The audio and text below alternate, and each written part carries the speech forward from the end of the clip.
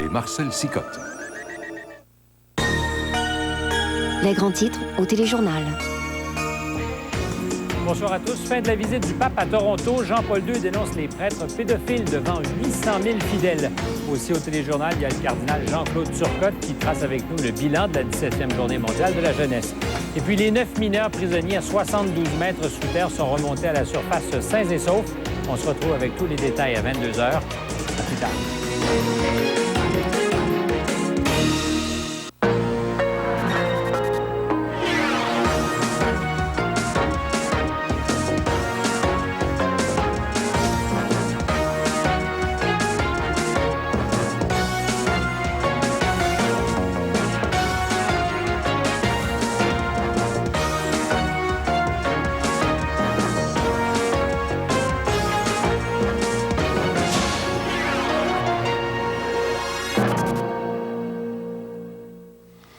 Bonsoir, mesdames et messieurs. Je pense que tout le monde connaît la phrase « Un petit pas pour l'homme, un pas de géant pour l'humanité ». Le soir du 20 juillet 1969, des millions de téléspectateurs rivés à leur écran vivaient ensemble une des plus grandes aventures de l'histoire de l'humanité, la conquête de la Lune. Le rêve de Jules Verne et de Tintin devenait réalité grâce à l'exploit des astronautes Armstrong, Collins et Aldrin. Eh bien, ce soir, nous revivons les grands moments de ce voyage sur la Lune de la mission Apollo 11.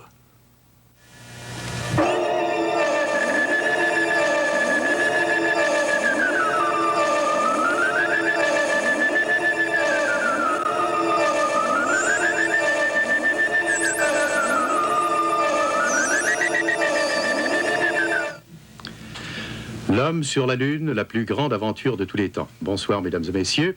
Ici Marcel Sicotte et Henri Bergeron. Eh bien, cette grande aventure s'est terminée cet après-midi avec le retour de la cabine spatiale Apollo 11 dans le Pacifique et avec l'arrivée des 3 astronautes Armstrong, Aldrin et Collins sur le porte-avions Hornet où les attendait le président des États-Unis, M. Richard Nixon. Est maintenant terminé et nous nous reportons à cet après-midi même. Contrairement cependant au vol Apollo précédent, il ne nous a pas été donné d'assister à l'ouverture des parachutes, ni même d'ailleurs à l'amérissage. Il avait fallu déplacer de quelques 400 000 le point d'impact.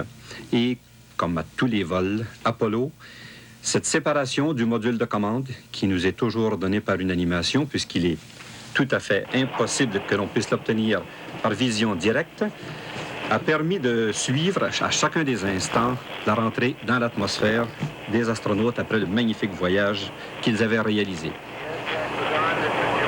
Les hélicoptères, cependant, ont pu être vus à environ 9000 du bateau, puisque c'est là que l'impact s'est produit. Quelques minutes plus tard, il nous était donné, évidemment, de voir Apollo 11, cette cabine spatiale baignant dans l'océan Pacifique, avec les ballons qui ont permis à la cabine de se replacer dans la bonne position. On a dû avoir recours à ces ballons parce que Apollo 11, la cabine, s'était logée dans l'océan avec la pointe vers le bas. Et grâce à ces ballons, eh bien, elle a pu basculer et revenir dans la position normale. Quand même, l'impact s'était produit d'une façon tout à fait normale. On avait été tout à fait heureux, à Houston en particulier, d'une réussite aussi splendide. La remontée s'est faite après qu'on eut revêti les astronautes d'un vêtement spécial, un vêtement qui devait empêcher leur contact avec le monde extérieur encore pendant quelques jours. Les 3 ont retrouvé le même hélicoptère qui, durant les 2 vols précédents, c'était la troisième fois que cet hélicoptère 66 était utilisé.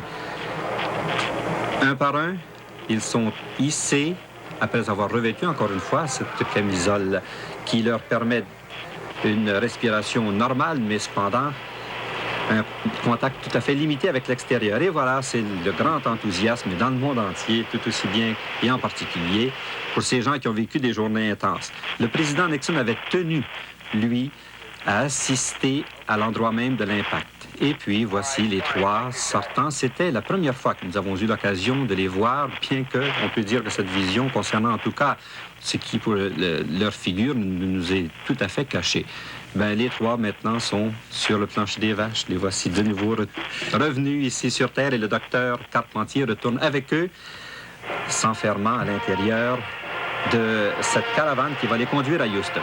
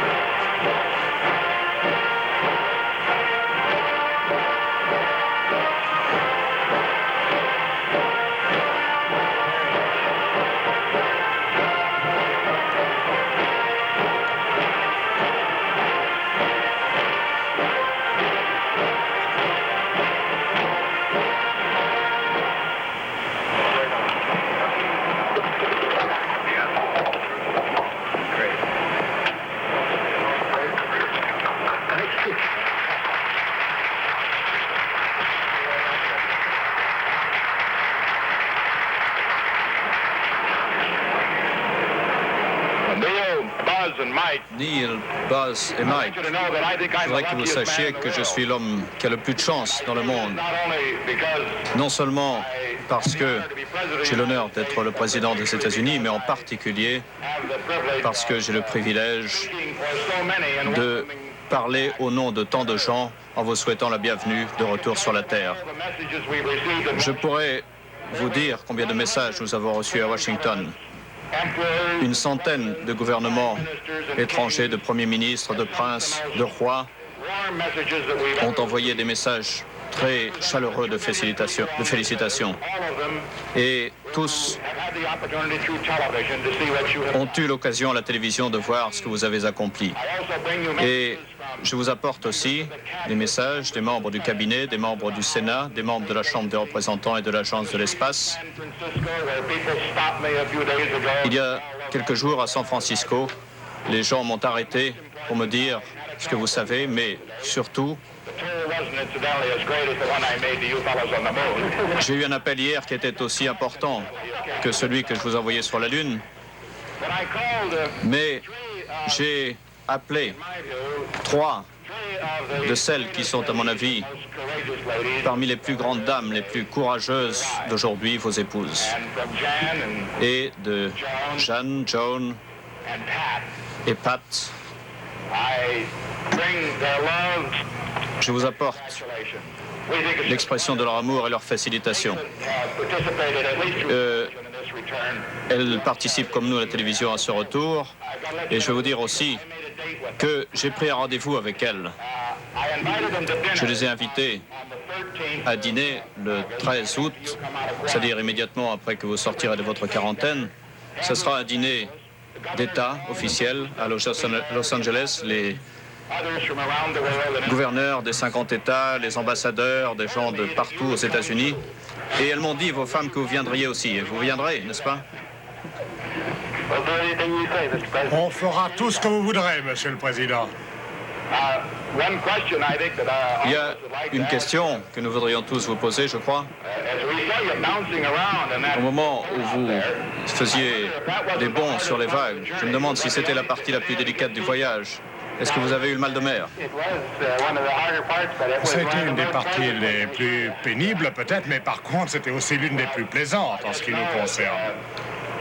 J'ai simplement remarqué que, au moment où vous êtes revenu, je crois que vous avez réussi à apporter certaines des choses. Vous avez regardé le match de la Ligue nationale contre la Ligue américaine? Est-ce que vous êtes Ligue américaine ou Ligue nationale? Nous sommes non partisans. Nous n'avons pas d'opinion, pas d'avis. Vous êtes politicien, vous feriez un bon politicien en tout cas. Mais on a appris que le jeu avait été remis.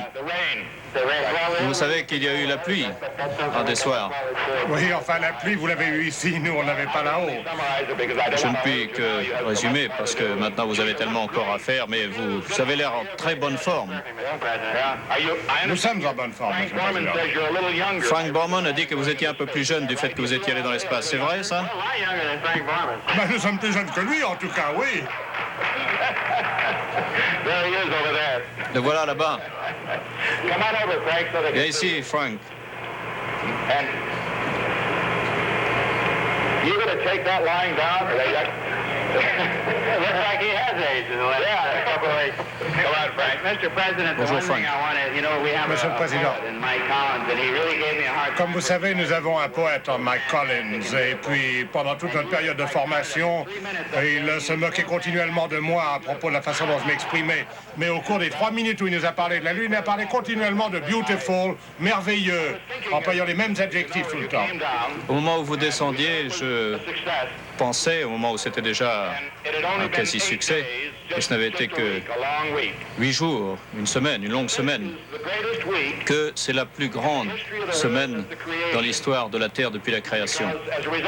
Parce que, à la suite de ce qui s'est passé au cours de cette semaine, le monde est plus grand, infiniment.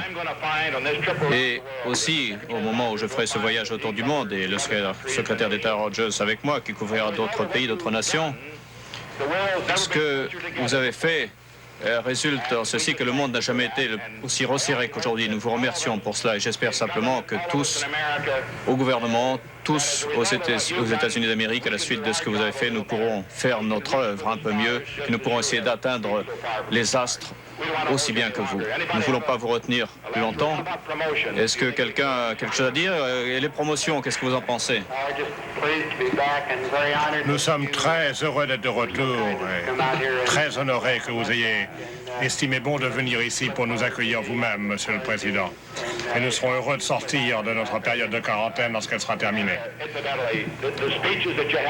Incidemment, les discours que vous aurez à faire à ce dîner pourront être très brefs. Et si vous employez les mots fantastique ou magnifique, fantastic, beautiful, ça ira très bien. Ne cherchez pas de nouveaux adjectifs, ils ont tous été employés. Et maintenant, je crois, incidemment, que chacun d'entre nous qui vous voit maintenant à la télévision ont le même sentiment que moi. Nos prières ont été exaucées et je crois qu'il serait tout à fait judicieux que le chapelain, l'aumônier de ce navire, nous offrait nos actions de grâce. Prions. Seigneur Dieu, Père éternel, notre esprit trébuche à l'ampleur et à la précision de cette tâche de l'Apollo. Nous avons passé la semaine qui vient de s'écouler dans l'anxiété, alors que nos astronautes naviguaient à travers la gloire des cieux, alors que nous efforçons de comprendre et d'analyser la portée de cet exploit. Notre cœur est rempli de joie et de reconnaissance alors même que nous reconnaissons le défi que cela nous ouvre pour l'avenir. Que la fraternité règne entre les peuples comme elle règne dans les cieux pour que nous puissions mieux nous comprendre. Donne-nous paix, paix en nous-mêmes, en nos cœurs et permet à tous les hommes de bonne volonté de s'unir. Tout ceci, nous le prions alors que notre reconnaissance monte vers toi. Au nom de Dieu. Amen.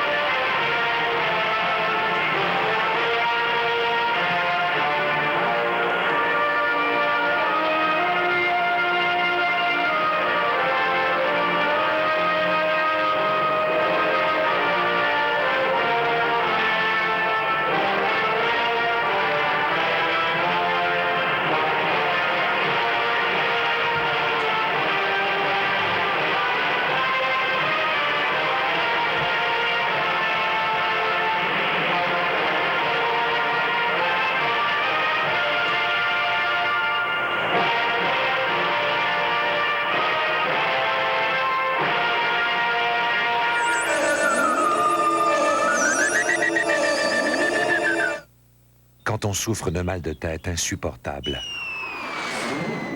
La moindre chose peut nous empoisonner la vie.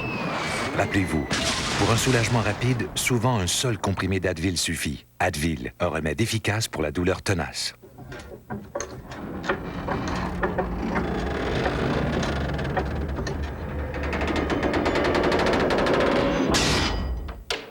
Voici Advil Extra Fort, un remède efficace pour la douleur tenace.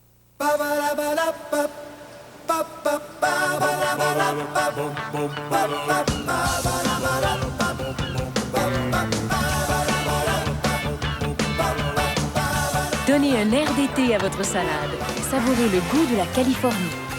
Kraft vous présente 2 nouvelles saveurs d'inspiration californienne. La vinaigrette aux graines de pavot crémeuse et la vinaigrette aux framboises. Les vinaigrettes Kraft, mordez dans l'été à belles dents. Un billet de Bingo Plus, s'il vous plaît. Vous êtes vraiment prête?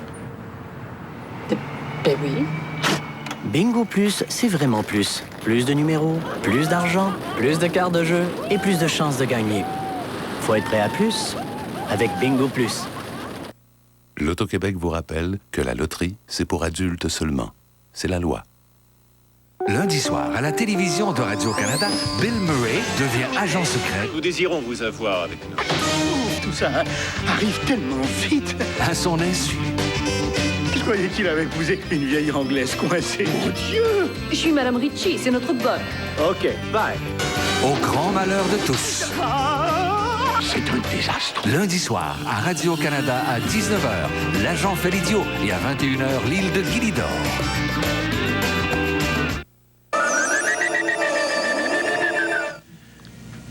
Eh bien, nous venons d'assister à une réception tout à fait à l'américaine. Ce fut une réception très chaleureuse, simple et cordiale. Et on a l'impression que M. Nixon ferait un excellent animateur de télévision. Vous avez remarqué, c'est lui qui a pris toute cette animation en main. Et ça a été très bien fait, très simplement fait également. Il s'est préoccupé de leur famille, il s'est préoccupé des choses aussi simples, n'est-ce pas, que de savoir si vraiment ils connaissaient les résultats des parties de baseball au cours de la semaine. Et cette fois-ci, il aura véritablement rendez-vous avec les 3 astronautes. On sait qu'il y a un rendez-vous qui a été manqué une fois. Mais cette fois-ci, ce sera avec les 3 astronautes et leurs femmes. Eh bien, voilà pour les événements d'aujourd'hui, ce qui s'est passé aujourd'hui même. Si vous voulez, nous allons maintenant nous reporter au mercredi 16 juillet. Au tout début de cette grande aventure, à 9h30 du matin environ, alors que le compte à rebours en était à ses dernières secondes. Et la fusée Saturne V devait bientôt prendre son vol vers l'espace. Astronauts report it feels good. T-minus 25 seconds. 20 seconds and counting. T-minus 15 seconds. Guidance is internal. 12, 11, 10, 9. Ignition sequence starts.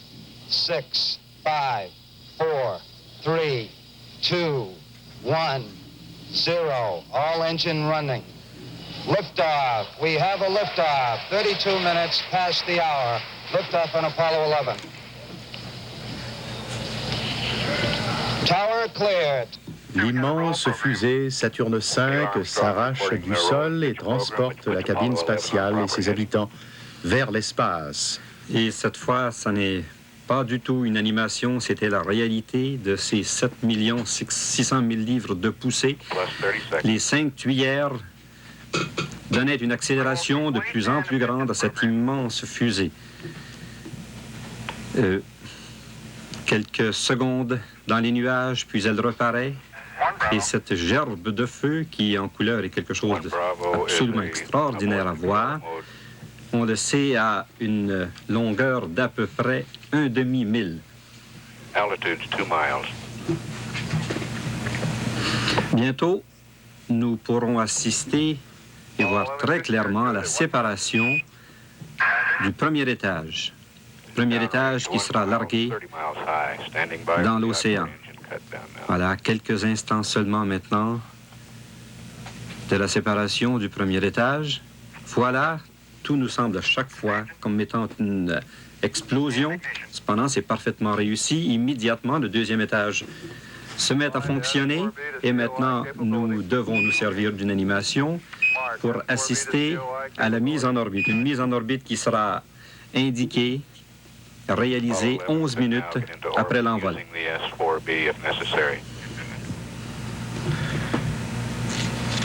Et ce même jour, 16 juillet, dans la soirée, nous avons pu voir les premières images de la Terre transmises grâce à un petit appareil de télévision, une petite caméra couleur qui nous permettait de voir de nouveau cette image qui nous est maintenant devenue familière de la Terre, notre planète.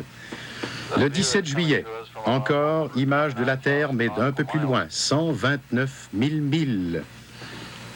Et de plus en plus, ces émissions qu'on nous transmet pendant les vols, des émissions transmises en couleur, sont intéressantes, pas au point qu'on peut depuis suivre leur conversation. Ils sont là, ils nous donnent des explications.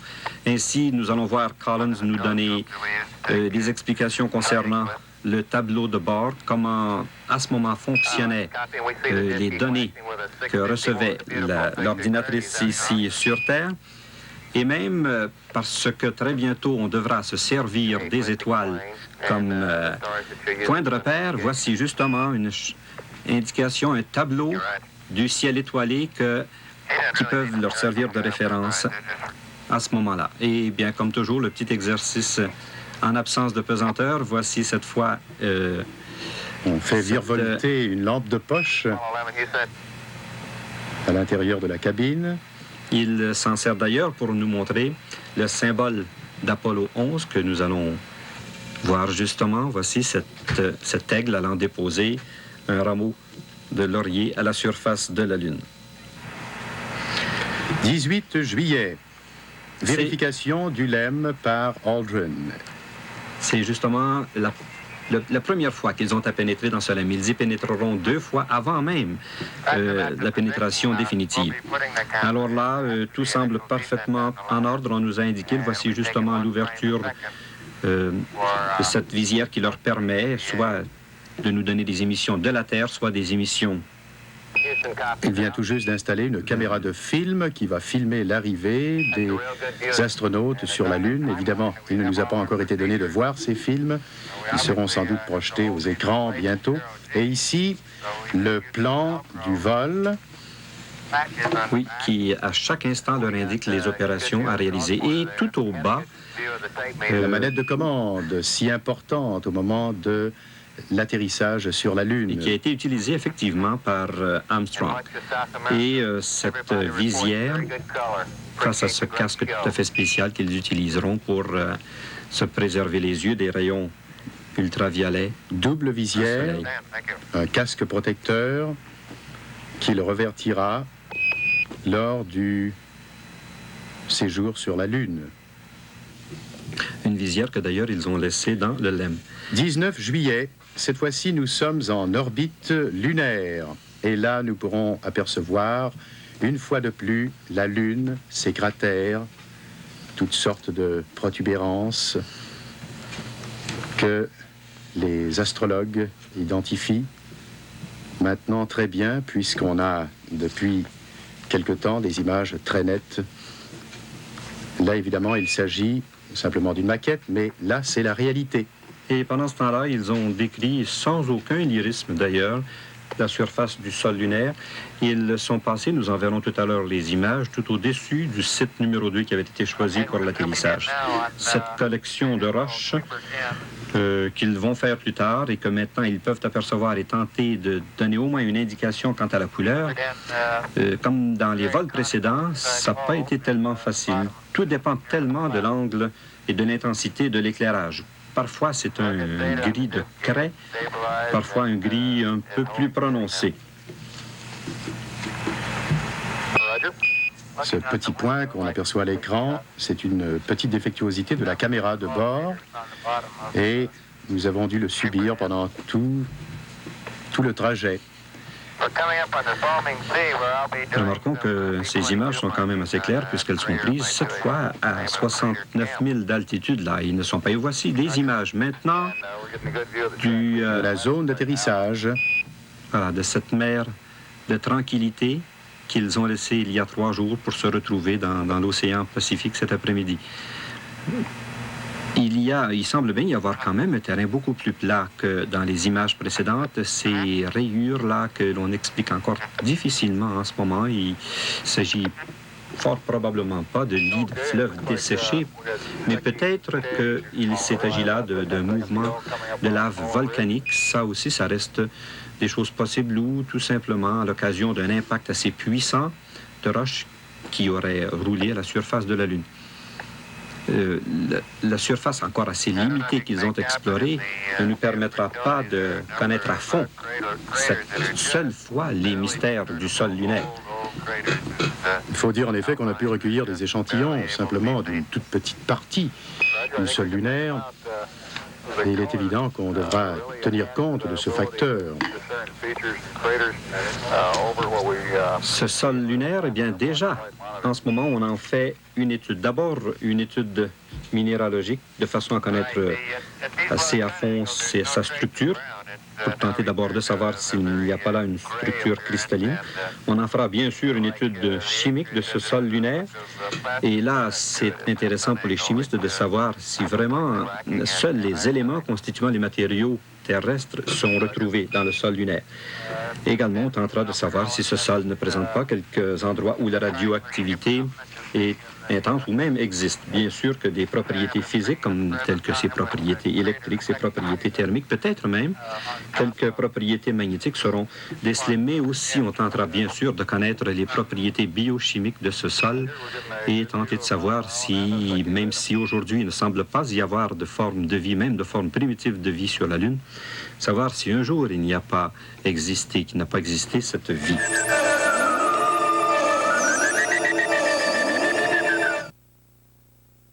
Fait partie de votre quotidien. En somme, au 20 juillet, c'est la grande journée. Voici le LEM qui se dirige vers la Terre. Nous en sommes, vers la Lune plutôt, nous en sommes au dernier moment, avant l'atterrissage sur la Lune. Ça a été vraiment un grand moment. Même si on nous avait indiqué que c'était le moment le plus dangereux, tout le monde, évidemment, souhaitait un atterrissage parfait. Cet atterrissage-là a été vraiment dangereux parce que, et c'est Armstrong lui-même qui l'a indiqué, que s'il n'avait pas pris les commandes manuelles à temps, les quelques secondes finales du vol, eh bien, ça aurait peut-être été un désastre, puisque l'endroit prévu, l'endroit exactement déterminé par, voici, tiens, le voyant qui s'allume et qui indique que les 4 sondes, les 4 pattes reposent maintenant sur le sol lunaire. Il s'agit évidemment ici d'une maquette. Mais pour une fois, il n'y a pas eu concordance absolue entre l'animation et la réalité, puisque encore pendant 39 secondes, et là, toujours aux commandes manuelles, Armstrong s'est déplacé. Il s'est déplacé d'ailleurs de quelques 4000. Et là, on entendait très bien, n'est-ce pas, sur Terre, voici une remontée de quelques pieds, un déplacement à droite de quelques pieds.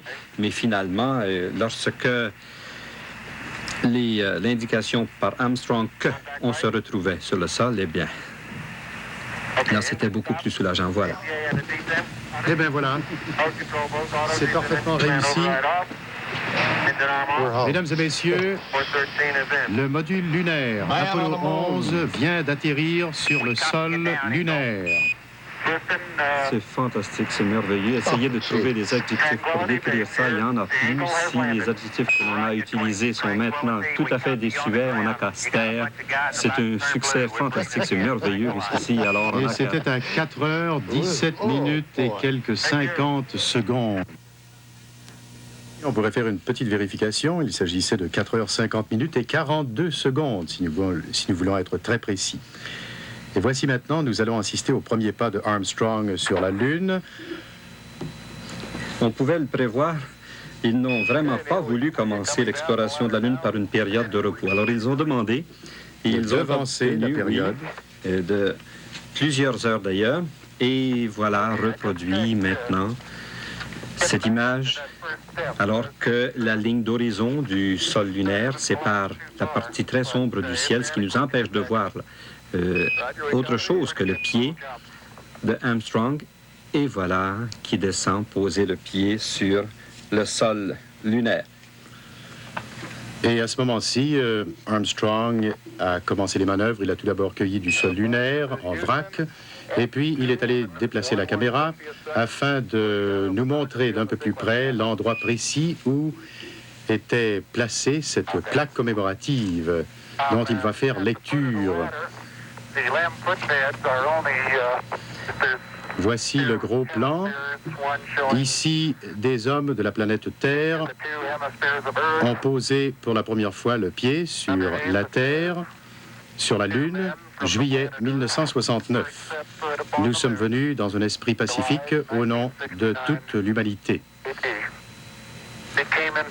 C'est une très belle image en gros plan des deux astronautes. Il y a des reflets sur la visière. On ne peut vraiment pas distinguer, on ne peut pas d'ailleurs distinguer les traits, mais les voici tous les deux dévoilant cette plaque qui indique qu'ils viennent sur la Lune avec des idées tout à fait pacifiques. Et puis ça a été ce grand moment d'exploration du sol lunaire, une espèce de balai étrange, n'est-ce pas, qui leur permettait de se mouvoir avec grâce, il faut le dire, malgré leur scaphandre encombrant. Un peu plus tard, ils ont installé maintenant le drapeau américain. Vous voyez ce bâtonnet qui leur permet de faire les comparaisons de couleurs. Et dans un instant, c'est le président Nixon qui va leur adresser la parole en ces termes.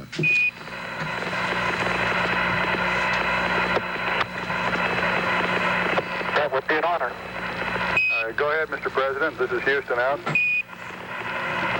Hello, Neil and Buzz. Alors Neil et Buzz, je vous parle par téléphone du salon Oval de la Maison-Blanche, et c'est certainement l'appel téléphonique le plus historique qui ait jamais été fait. Je ne peux pas vous dire combien nous sommes fiers de ce que vous avez accompli. Pour chaque Américain, il faut nécessairement que ce soit le jour le plus plein de fierté de notre vie, et pour toutes les populations du monde qui se joignent à moi, je ne peux pas vous dire combien un haut fait extraordinaire cela est. À raison de ce que vous avez fait, les cieux sont devenus partie du monde de l'homme. Et au moment où vous nous parlez de la mer de la tranquillité, cela nous inspire à redoubler d'efforts pour apporter la paix et la tranquillité sur la terre. Pour un moment qui est sans prix dans toute l'histoire de l'homme, tous ceux qui sont sur cette terre sont vraiment unis, sont un dans leur fierté devant ce que vous avez fait, et un dans nos prières pour que vous reveniez en sécurité sur la terre.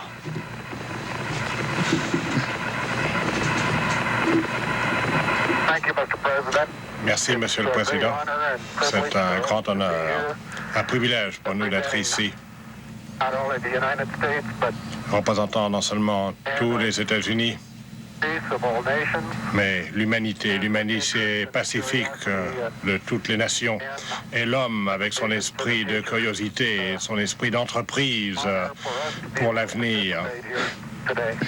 C'est un avantage et un honneur pour nous d'être ici aujourd'hui. Merci beaucoup. J'attends, tous nous attendons votre retour jeudi. Merci. Nous y comptons beaucoup aussi, Monsieur le Président. Et à partir de ce moment-là, les astronautes se sont mis à l'œuvre pour accomplir les multiples tâches qu'ils avaient à accomplir sur le sol lunaire. Tout d'abord, nous allons voir quelques photos, en quelque sorte, prises avec cette caméra de télévision. Petite caméra de 7 livres seulement. Et on nous montre l'horizon lunaire. Une autre position maintenant. Un sol assez plat, quelques roches par-ci par-là, bien sûr qu'on ne retrouve pas là, de ces pics qui peuvent atteindre jusqu'à 30 000 pieds, mais non, c'est un sol photographié souvent par les orbiters et qui donnait vraiment le moindre danger possible au moment de l'atterrissage. Et là-bas, nous apercevons tout au fond quelques formations rocheuses, assez imprécises toutefois, mais qui seront très bien interprétées par les géologues. Et une des remarques que Armstrong a faites encore assez souvent, c'est cette résistance du sol, cette solidité beaucoup plus grande qu'il ne le croyait du sol lunaire. À un point tel que les gaz qui ont émané du LEM au moment où celui-ci atterrissait sur la Lune n'a laissé vraiment aucune trace. Et là maintenant, ils vont s'affairer à faire la cueillette des échantillons de toutes sortes. Tout d'abord, ce sera une cueillette assez grossière des échantillons, puis ensuite, on va étiqueter chacun des petits morceaux de lune qu'on va cueillir. On va les photographier et on va les placer à l'intérieur de boîtes qui seront plus tard hissées à l'intérieur du lemme. Des boîtes métalliques contenant tous ces échantillons. Et pour l'analyse des échantillons, qui est d'ailleurs commencée en ce moment, les États-Unis partagent leurs responsabilités avec plusieurs pays, l'Australie, la Belgique, le Canada d'ailleurs, la Finlande, l'Allemagne, le Japon, la Suisse et l'Angleterre recevront une bonne partie de ces spécimens et qui seront étudiés avec très grande précision. De plus, les astronautes ont été appelés à placer sur la surface de la Lune des appareils. Tout d'abord, un réflecteur laser et aussi un sismographe. Ces appareils fonctionnent avec plus ou moins d'efficacité maintenant, malheureusement. Un sismographe qui pourrait, s'il fonctionne à merveille, peut-être qu'au moment du déplacement, il y a eu quelques dérangements ou que la très haute température du sol lunaire a pu l'empêcher de fonctionner. Mais cependant, un appareil qui pourrait apporter une solution, en particulier à l'origine de la Lune. Si vraiment il y a des tremblements de terre, voilà une caractéristique que la Lune partagera avec le sol de la Terre.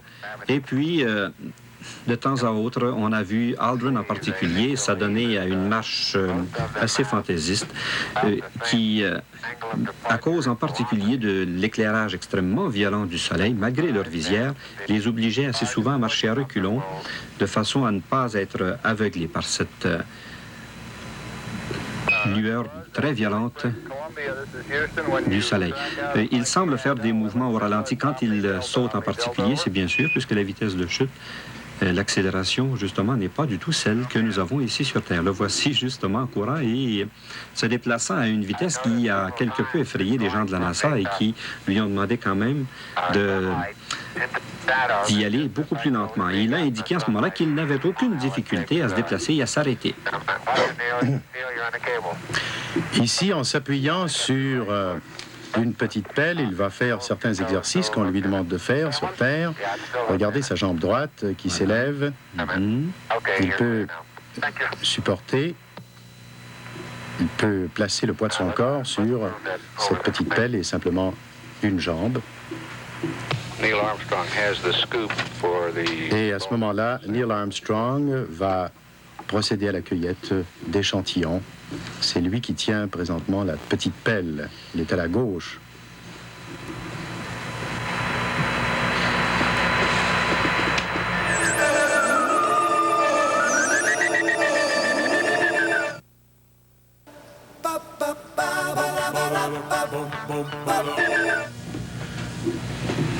« 21 juillet, mise à feu du moteur de montée, un autre moment vraiment crucial de cette expédition Apollo 11. » Nous n'avons pas eu d'image en direct de cet événement.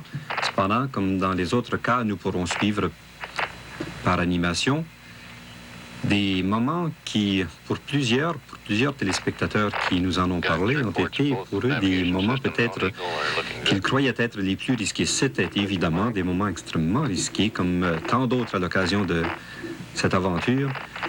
Mais en ce qui concerne l'opinion des astronautes eux-mêmes, le moment de l'atterrissage était, d'après eux, un moment encore plus dangereux que celui qui maintenant, dans quelques secondes, va se produire. Évidemment, nous revoyons ces images avec beaucoup plus de calme, n'est-ce pas? Tout a réussi à merveille. On sait maintenant, ce ne sont plus des animations qui représentent quoi que ce soit sans qu'on sache vraiment ce qui se passe. Là, on sait ce qui s'est passé. Alors, tout d'abord, ce fut une montée tout à fait à la verticale, mise à feu du moteur de montée. Le lemme se partage en deux. Et le voici qui monte tout à fait verticalement au départ. Et tout au long de cette remontée, les astronautes, on s'en souvient, étaient restés en communication directe avec Houston, indiquant leur vitesse, indiquant leur position, que tout allait à merveille. Voici une image qui aurait pu être celle que Collins aurait pu voir, mais Collins était quand même déjà beaucoup trop loin encore en ce moment pour pouvoir même situer sur la Lune le LEM. 2600 pieds déjà. Bien sûr qu'après cette remontée, après ce fonctionnement qui a été à merveille d'accord, il fallait maintenant retrouver le module de commande, il fallait s'arrimer, le dernier arrimage réalisé au cours de ce vol. La vitesse est de 130 pieds secondes. Encore la ligne verticale. Lorsqu'ils seront à 11 000 d'altitude, il y aura, les moteurs s'éteindront, mais devront reprendre et ce sera dans un mouvement, disons, de spirale que petit à petit, le LEM ira rejoindre le module de commande.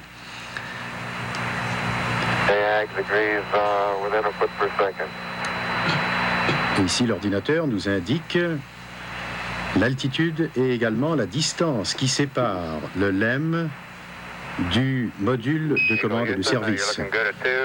À ce moment-ci, 2000 d'altitude et 195 000 de la cabine spatiale Apollo 11, dans laquelle se trouve toujours Collins, qui fidèlement a gardé les commandes de l'appareil et a orbité tout autour de la Lune pendant tout ce temps-là. À cause des trajectoires tout à fait particulières de l'un et de l'autre, la distance entre le LEM en ce moment et le module de commande augmente. Cette distance, évidemment, va diminuer de plus en plus. Ils se retrouveront tous les deux à une altitude de 69 000 sur une même orbite et à une vitesse à la fin qui est une vitesse relative l'un de l'autre qui ne sera que de environ 1 000 à la seconde. Pardon, 1 000 à l'heure seulement, au moment même de l'arrimage. Et ici, il semble de plus en plus s'éloigner, en fait, du module de commande et de service, mais ce n'est que plus tard. Il devance, en quelque sorte, la cabine spatiale, mais plus tard, il aura besoin de cette distance pour ensuite remonter et se placer sur l'orbite de la cabine spatiale. L'arrimage a pris plus de temps que prévu. Cependant, c'est réalisé à merveille. 22 juillet, voici la Terre telle qu'elle apparaît aux astronautes. Et c'est déjà le moment du retour. On est très heureux de ce retour, évidemment. Et là, nous allons pénétrer à l'intérieur de la cabine. Et on voit là où se trouve, à gauche, la boîte contenant les spécimens qui ont été recueillis en surface de Lune. C'est Armstrong lui-même qui nous les montre en ce moment. Nous avons pu à l'occasion de... Oui, allez. Armstrong nous montre présentement les boîtes des échantillons. Et là, quelques explications de la part de Aldrin quant à l'art culinaire spatial. Voici comment on va appliquer un peu de pâté sur une tranche de pain. La table est inutile, vous voyez. On a un support tout à fait naturel, c'est là, quelque part. On voit même la portion de pâté qu'il a enlevée. Et Armstrong lui remet maintenant sa boîte de pâté, voilà. Et maintenant, une expérience assez fantastique, c'est Armstrong lui-même qui tient dans une cuillère un tout petit peu d'eau. Le reflet du soleil est peut-être assez fort. Et voici maintenant qu'il va renverser, voilà, totalement la cuillère. Et vous voyez que tout simplement, l'eau y reste. On est dans un état d'absence de pesanteur. Et Collins s'amuse beaucoup de cette petite expérience. C'est une leçon de choses pour tous les terriens.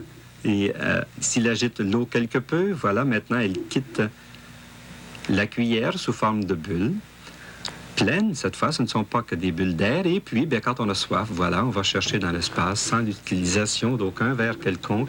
Ceci est vraiment une expérience formidable. La Terre, de nouveau, vue d'Apollo.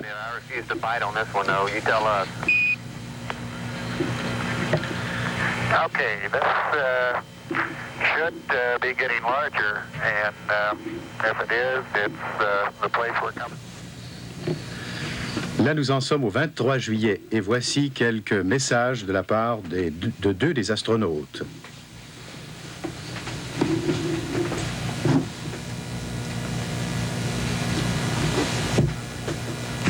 I'd like to j'aimerais vous parler de certains aspects plus symboliques de notre vol.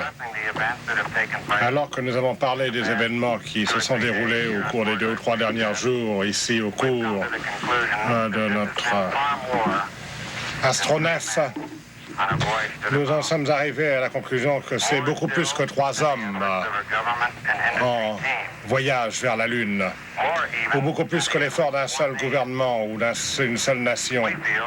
Nous pensons que ce résultat provient de la curiosité irrépressible de l'homme pour l'exploration de son univers. Nous pensons qu'il s'agit là d'un grand pas pour l'homme, d'un grand pas pour l'humanité. Nous acceptons. Nous avons accepté ce défi d'aller à la Lune, mais cette acceptation était inévitable. La facilité relative avec laquelle nous avons accompli notre mission vient justement de l'esprit dans lequel nous l'avons accepté. Aujourd'hui, nous devons accepter un rôle élargi dans l'exploration du monde. Et à cet égard, nous sommes tous particulièrement heureux du symbole que nous sommes choisis, à savoir Columbia et l'aigle, et tout particulièrement de l'emblème de notre vol, qui montre l'aigle américain, important, le symbole universel de paix de la Terre, de la planète Terre, vers la Lune. Ce symbole étant le rameau d'olivier.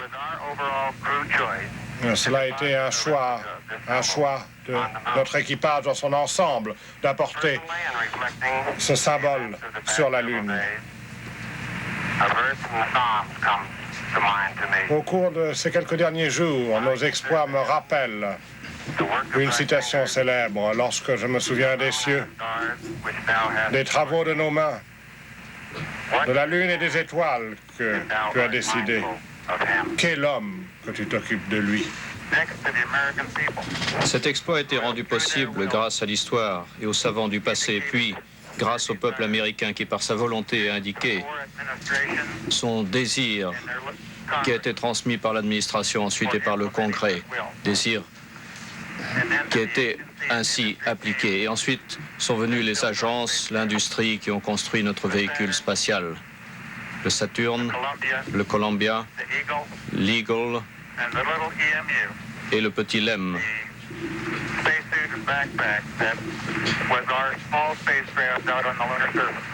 Petit véhicule qui nous a permis de poser le pied sur la surface lunaire. Nous voudrions adresser des remerciements tout particuliers à tous ces Américains qui ont construit ces véhicules, qui ont fait la construction, la conception, les essais,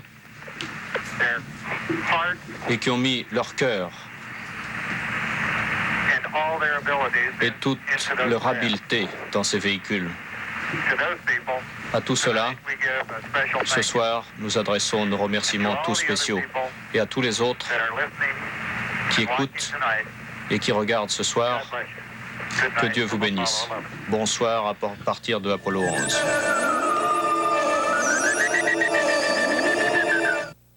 Je trouve que j'ai vraiment de fabuleux cheveux. Mais... Eh bien, nous en sommes rendus maintenant aux événements d'aujourd'hui. En somme à l'amérissage et à la récupération de la cabine Apollo 11 et des astronautes. Nous vous avons donné au début de cette émission certaines images avec la petite cérémonie à laquelle participait évidemment le président des États-Unis. Eh bien, cette fois, nous allons voir au ralenti pendant quelques secondes seulement la sortie des astronautes de l'hélicoptère au moment même où ils se rendaient à l'intérieur de cette nouvelle cabine pour eux, cette caravane d'isolation biologique. Et voici, le mouvement est pris au ralenti. Il est très difficile évidemment d'identifier les 3 astronautes puisqu'ils ont revêtu ce costume d'isolation biologique. Et les voici qui se dirigent assez rapidement dans la réalité en fait vers la caravane où ils se sont enfouis pour reparaître par la suite au cours de la cérémonie où nous avons vu le président Nixon leur adresser la parole.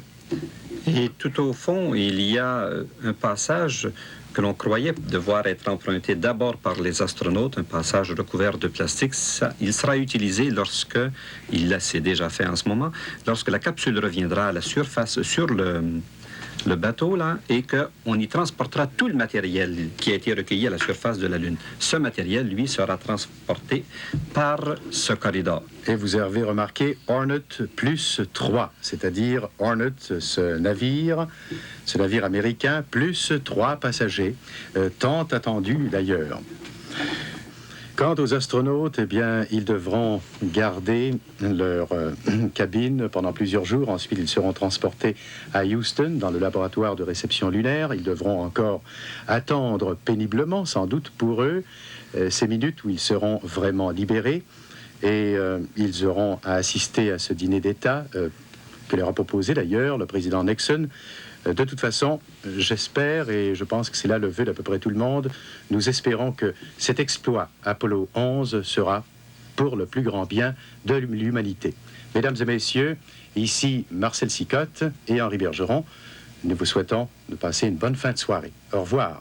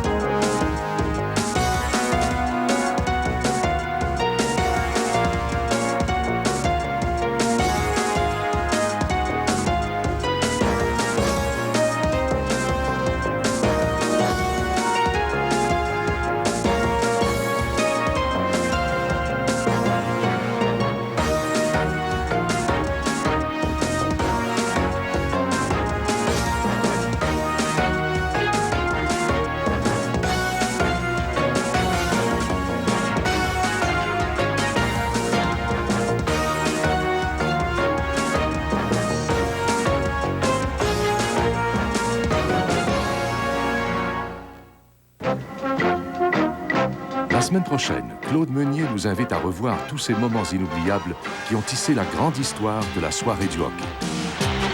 Au début du match, il s'est présenté un trio qui était composé de Joe Sasakamous à l'aile gauche, Gene Aktemichuk, c'était encore plus difficile de les épeler correctement, au centre, et si je me rappelle bien, c'était Jerry Toposieni à l'aile droite. Alors le temps que ça me prenait pour dire que la rondelle est allée de Sasakamous à Aktemichuk, c'est Toposieni qui l'avait. Avec un microphone dans la bouche. De tes yeux, de tes mains et de tous tes baisers, tu as créé en moi l'amour. C'est un naturel. La caméra l'aime, il aime la caméra. Il se faisait présenter par Pierre Lalonde. C'était Ed Sullivan. Comme ce soir, on est entre amis, je vais vous dire le secret de ma vie. Si j'ai toujours la joie dans le cœur, c'est parce que j'ai trouvé le vrai bonheur, car je l'aime. Oh, ça, des défauts, il doit en avoir. Il aimait trop les filles. Je n'ai pas voulu chercher plus loin. Moi, ma job, c'est entertainer. Amuseur public. C'est ça que je suis beau de faire. Fait que c'est ça que je fais.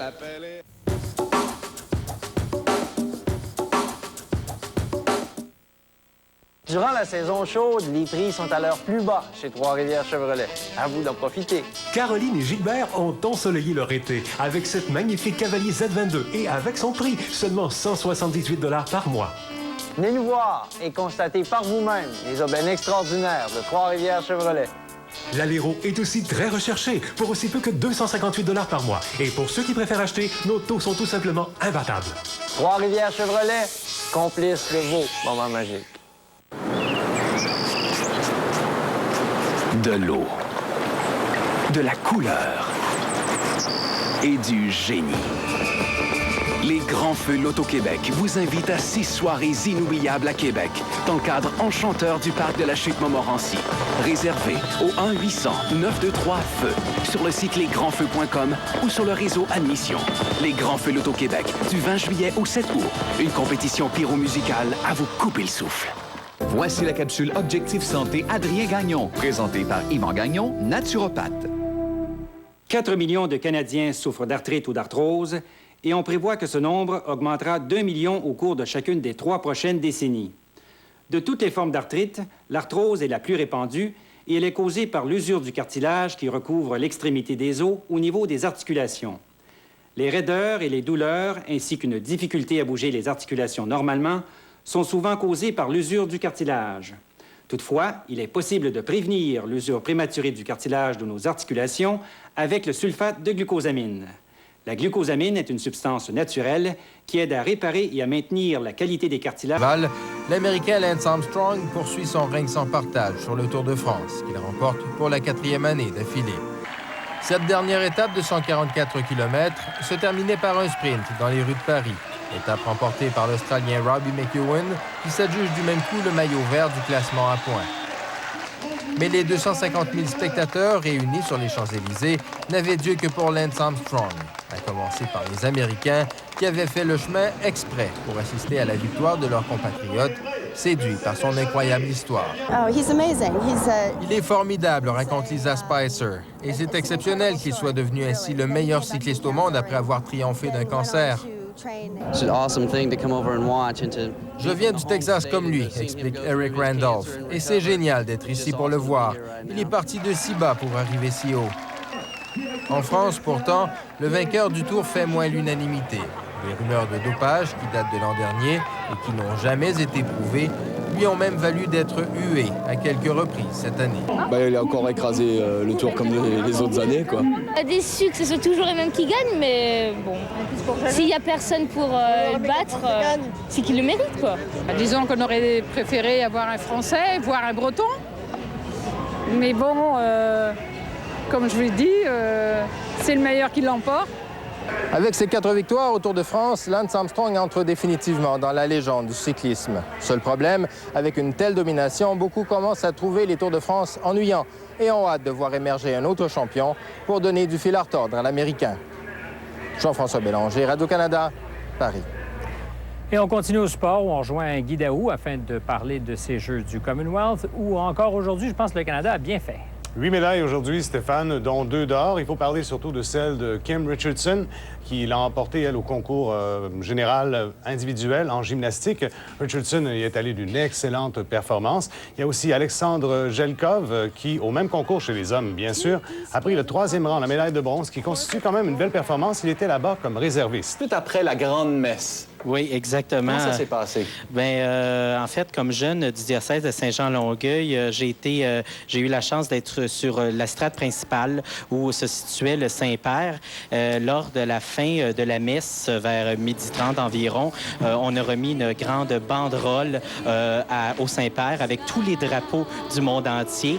Et nous avons, par la suite, eu la chance d'aller serrer la main au Saint-Père. Et ça a dû être émouvant, ce moment-là, cette rencontre-là. C'est indescriptible. Je dois vous dire que c'est vraiment quelque chose comme un jeune comme moi, un jeune catholique comme moi, qui est vraiment inoubliable dans une vie, qui vraiment vient nous chercher au plus profond de soi-même, qui vient porter un message beaucoup d'espérance. Et c'est ce que le Saint-Père nous a donné, un beau message d'espérance. Salvatore, on a pu s'apercevoir, je me trouvais à Toronto parmi vous aussi, que les jeunes étaient heureux de partager leur foi dans une occasion comme celle-là. Est-ce que vous êtes d'accord avec l'idée de reproduire d'une autre façon cette JMJ annuellement, ici même au pays?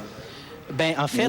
Ou que ça prenne une forme comme ça de grand rassemblement? Je crois que oui. Ça devrait être un événement qui devrait se reproduire au niveau canadien à chaque année. Peut-être pas d'aussi grande envergure que ça, mais peut-être au niveau provincial où il pourrait y avoir des événements où les jeunes catholiques de toute la province pourraient se rassembler ensemble, être ensemble et célébrer ensemble. Pas nécessairement pour faire une célébration eucharistique, mais simplement pour se rassembler, pour être en fraternité les uns avec les autres et pour partager le message de l'Église d'aujourd'hui. C'est ça qui est important, c'est que nous, les jeunes, nous formons l'Église de demain et nous devons être l'Église de demain aussi. Monseigneur, sans souci, Salvatore Mancini fait référence au message. Est-ce que le message de l'Église passe ou est-ce que c'est simplement une bonne occasion d'être ensemble et de célébrer? Moi, je pense que le message que le pape Jean-Paul II a voulu transmettre, c'est fondamentalement le message de l'Évangile. Il est venu dire aux jeunes, Dieu vous aime, puis Dieu veut votre bonheur. Et de ce point de vue-là, le message de l'Évangile garde toujours son actualité et les jeunes sont prêts à accueillir ce message-là. Et je suis convaincu, moi, que cette rencontre qu'ils ont vécue avec le pape va être marquante pour eux et va véritablement donner un sens à leur vie là, pour la continuité. En terminant, Salvatore Mancini, est-ce que vous serez en Allemagne en 2005? Ah, très certainement. Je ne manquerai pour aucun moment cette occasion-là de revivre l'expérience de la JMJ. C'est à savoir maintenant avec quel pape, mais ça n'a aucune importance parce que nous sommes rassemblés en union avec le Christ. Je vous remercie beaucoup, Salvatore Mancini, Monseigneur Robert Sanssouci, peut-être un jour maître. On verra. Je vous remercie infiniment. Ça fait plaisir. Merci, au revoir. On a l'impression qu'il ne se terminera jamais, ce procès de Giovanni Stante. Giovanni Stante, je rappelle, c'est ce policier accusé d'homicide involontaire sur le sans-abri Jean-Pierre Lizotte. Alors, Charles Faribault, vous êtes d'accord avec moi? C'est quand même assez exceptionnel qu'un juge, dans ce cas-ci, la juge Claire Barrette-Jonca, mette 7 jours à faire ses recommandations au jury. Bien, vous avez tout à fait raison, Richard. C'est exceptionnel. Mais il faut dire qu'un juge, c'est un président de tribunal. Il a libre arbitre dans sa cour. Il peut faire ce qu'il veut. Or, le juge Claire Barrette-Jonca a pris cette habitude de revoir toutes ses notes, de les lire aux membres du jury. Sauf que dans ce cas-ci, c'est un procès qui durait depuis maintenant 10 semaines. Or, il y a à peu près 800 pages à lire au jury, ce qui fait qu'on en est rendu à la 7e journée et que c'est loin d'être terminé. Bon, ça commence à faire un bout de temps, Charles. Rappelez-nous quelles avaient été les plaidoiries et de la défense et de la couronne. Bien, écoutez, ces plaidoiries remontent déjà au 18 juillet dernier. Pour l'essentiel, ce que la couronne disait, c'était que le policier Stante est coupable, qu'il a complètement perdu le contrôle ce soir-là, qu'il s'est même rendu coupable d'un cover-up parce qu'il a lavé le linge et le visage de sa victime avant de l'amener à l'hôpital. Il a aussi menti sur toute la ligne, d'après l'avocat de la couronne, à ses supérieurs. Du côté de la défense, ce qu'on dit, c'est que c'est un complot contre la police, que finalement, Lizotte... ceux qui ont vu ce qui s'est passé n'avaient pas nécessairement l'état d'esprit pour le faire parce que plusieurs d'entre eux étaient en état d'ébriété. Aussi que Lizotte est un criminel qui a été condamné à plusieurs reprises par le passé et que c'est pas juste un sans-abri insignifiant qui pouvait pas se défendre et qu'enfin, la défense a rejeté le problème de paralysie de Lizotte sur le dos du portier qui, lui, subira son procès en septembre prochain. Charles, rapidement, avez-vous une idée de quand la juge Barrette-Jonca va en avoir fini? Bien, écoutez, ça va prendre encore un certain temps parce qu'elle n'a même pas encore abordé le témoignage de Stante qui, lui, avait duré plusieurs jours. Donc, au mieux, on va jusqu'à mercredi soir pour l'adresse au jury. Au pire, ce ne sera pas avant jeudi soir. Soyons patients. Merci, Charles. Au revoir. Au revoir. Mariage de couple de même sexe, Ottawa ne voit pas ça du même œil que Québec.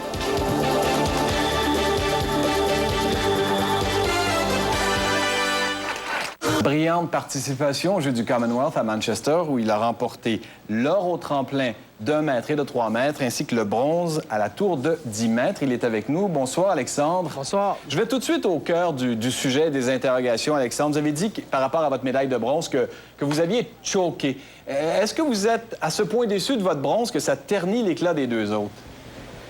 Non, pas du tout. Je peux pas dire... De la Cour d'appel de l'Ontario sur la définition du mariage. On en discute avec Emmanuel Latraverse. Bon, qu'est-ce que disait ce jugement, rappelez-nous, sur lequel misaient les couples homosexuels? Bien, c'est un jugement qui date du 12 juillet dernier, dans lequel la Cour d'appel de l'Ontario avait tranché à l'unanimité en disant que la loi fédérale qui restreint le mariage à l'union d'un homme et une femme est une loi anticonstitutionnelle parce que, bien sûr, elle violait la Charte des droits et libertés qui, elle, garantit les droits à l'égalité. Ce tribunal avait donné 2 ans au gouvernement fédéral pour changer la loi et donc reconnaître l'union des couples de même sexe comme étant un mariage, ou sinon le gouvernement pouvait annoncer qu'il allait en appeler, qu'il allait contester cette décision, et c'est ce qu'a fait aujourd'hui le ministre de la Justice, Martin Cauchon. Pourquoi? On n'a pas beaucoup de détails parce que le ministre de la Justice ne voulait pas commenter la nouvelle aujourd'hui.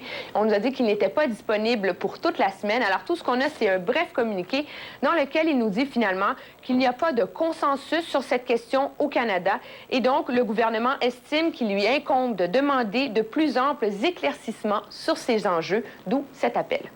Ici même au Québec, on a eu récemment donc l'union civile de Theo Wouters et de Roger Thibault. L'union civile au Québec est différente de ce qui se passe à l'extérieur. C'est pas un mariage tel quel. Cela dit, on se doute que cette décision ne fait pas l'affaire des groupes de défense des droits des gays. Hein? Ah oui, c'était déception, consternation dans cette communauté. Parce qu'il faut comprendre, au Canada, les gays et lesbiennes ont les mêmes droits, les mêmes bénéfices que les conjoints de fait hétérosexuels. Alors, selon eux, le mariage, c'est symbolique. C'est d'autant plus important. Et pour eux, c'est presque injustifiable, finalement, que le gouvernement ne leur accorde pas ce droit. Je peux vous laisser écouter un de leurs porte-parole.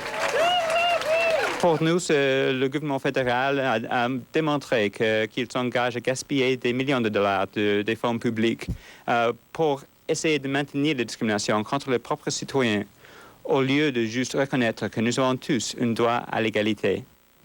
Mais comme la question divise tous les partis, même les libéraux, c'est ce pourquoi, finalement, le gouvernement a décidé de prendre la voie des tribunaux. Entre-temps, il y a d'autres causes qui sont dans le système judiciaire, si vous voulez, tout particulièrement une cause très importante du Québec dont le jugement est attendu dans les prochaines semaines. Merci, Emmanuel. Au revoir. Au revoir. Au retour, un prévenu qui obtient la permission de partir en voyage de noces à Cancun. Claude Poirier n'en revient tout simplement pas.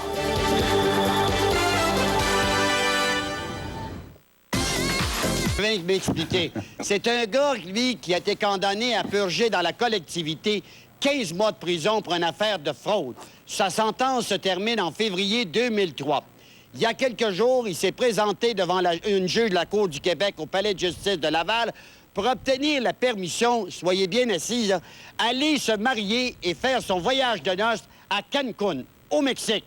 Alors, il va sans dire que les procureurs de la Couronne et ceux à qui j'ai parlé, ils sont renversés. Parce que lorsque tu as une sentence à purger dans la collectivité, il n'y a pas de remise. C'est déjà une faveur que le tribunal fait à un individu de dire « Monsieur, vous allez purger votre sentence dans la collectivité, mais pendant 15 mois, vous devez vous soumettre aux argumentations du juge qui impose cette sentence. » Et le gars avait acheté son billet avant d'aller devant le juge, et lorsqu'il est arrivé devant le juge, bien, il a dit « Mon billet est acheté. » Alors, on lui permet, ce gars-là, de se marier. Ça, là-dessus, il peut se marier. Mais y a-t-il un gars qui sort de prison pour aller faire un voyage à Cancun quand il travaille qui est en dedans, il est incarcéré? Non. Alors, je comprends qu'au ministère de la Justice, on n'est pas tout à fait d'accord. C'est une belle sentence, bonbon, rose d'anane. On s'en va se marier, les faufounes, dans le sable, à Cancun. Ben, je vous ai entendu. Merci beaucoup, Claude. Au revoir. Passez une bonne soirée. Merci. Restez avec nous. D'autres informations, plus de détails dans un moment. Bulletin 18h. Au procès de 17 présumés motards, la défense exige l'arrêt des procédures. Jean-Paul II a quitté Toronto en laissant des souvenirs impérissables. Quand il a commencé à parler, les 5 premières minutes, moi, j'étais plus capable. Je me pouvais plus. J'étais en train de pleurer. Un homme âgé disparu depuis 5 jours à Montréal. Faut-il s'inquiéter de ce type de disparition?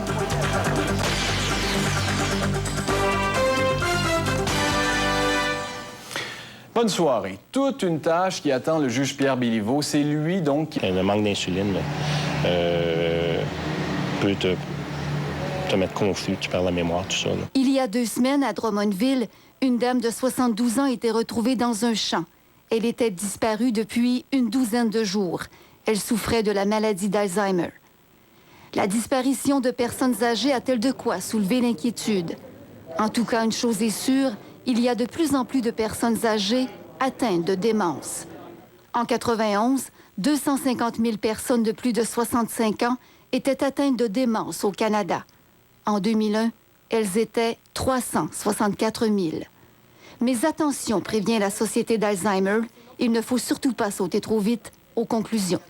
C'est pas parce que vous êtes atteint d'une démence non plus que vous risquez d'avoir des comportements d'errance, parce que le comportement d'errance n'égale pas disparition non plus. Mais si une personne de votre entourage présente des risques d'errance, il y a des moyens de mieux la protéger. Alerter aussi le poste de police du quartier, donner une photo récente de la personne atteinte d'une démence aussi. On peut également se munir d'un bracelet d'errance. Difficile de savoir ce qui s'est passé dans la tête de Georges Zachaïb, mais Yvan Makarios, lui, refuse d'envisager le pire. On garde espoir toujours, surtout. Puis tout le monde travaille fort, donc c'est encourageant au moins. Maryse Gagnon, TVA, Montréal. Parlons économie maintenant. Après une semaine éprouvante pour les investisseurs, les marchés financiers nord-américains ont connu une journée exceptionnelle. L'indice Dow Jones a même réalisé la 3e plus importante hausse de son histoire. Du Québec ont terminé 3e chez les moins de 17 ans et 4e chez les moins de 15 ans. Les organisateurs des championnats canadiens dressent un bilan positif de l'événement. C'est un succès, je dirais, sur toute la ligne. En fait, les gens de la Fédération québécoise étaient très heureux du déroulement. Les gens de l'Association canadienne de soccer étaient aussi très heureux, très satisfaits. Nous, de notre part, pour le comité organisateur, on peut dire que c'est une réussite.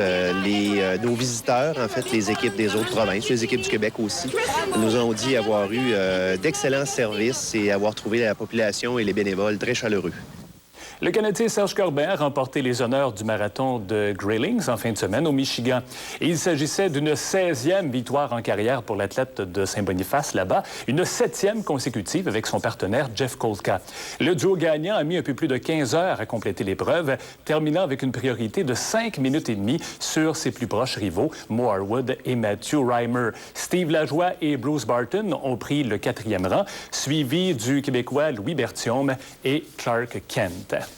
La pluie est venue gâcher hier la présentation du Petit Monaco dans les rues du centre-ville de Trois-Rivières. Près de 10 000 personnes s'étaient pourtant réunies au parc portuaire pour assister à des courses de karting dans les différentes catégories.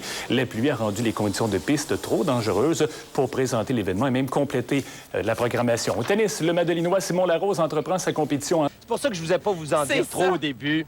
Madame Annick Lemay. Bonsoir. Salut. Bienvenue parmi nous. Merci. On s'embrasse-tu? Ah, j'aimerais ça. J'attendais que tu me l'offres. Oui. On va même en prendre trois. Voilà. Oh, ouais, mon Dieu, que c'est le fun. Alors, tu es en tournage présentement pour la 3e année, 3e saison, avec ton personnage Brigitte David pour TV.com. Comment ça se passe sur le plateau de tournage? Bien, ça se passe super bien. On a une équipe extraordinaire. Il y a plein de rebondissements cette année que je pourrais pas parler d'eux. Mais sinon, le tournage, il y a même un petit quelqu'un qui est venu de votre équipe. C'est vrai, regarde, justement, on a des images. C'est ça. Ben oui, regardons. Moi, j'ai une petite question à te poser. J'aimerais savoir les scènes les plus exigeantes pour toi. C'est quoi? Quand tu as une journée où tu te dis, là, ça va être difficile aujourd'hui. C'est quoi pour toi une scène exigeante? Les journées exigeantes, c'est les journées que j'ai rien à dire. Les journées où on est peut-être 9, 10... personnages, puis qu'on est tous assis alentour de la table de conférence où Serge parle beaucoup, où Marie-France parle beaucoup, puis que nous autres, on fait juste des bêtes. On appelle ça faire nos bêtes. La 2, on fait la 2. Oui, c'est ça, la 3, c'est ça. Oui, c'est ça. Ça, c'est des journées bien longues parce que c'est 12 heures, puis t'as rien à dire, fait qu'il y a comme un relâchement. Tu t'endors, t'es fatigué, tu bois de l'eau, t'es tanné. Mais sinon... Est-ce que tu as l'impression que ton personnage, Brigitte, a de l'influence sur toi depuis que tu le joues? Parce que ça fait 3 ans que tu joues ce personnage-là. Te surprends-tu des fois à dire des lignes qu'elle leur a dites?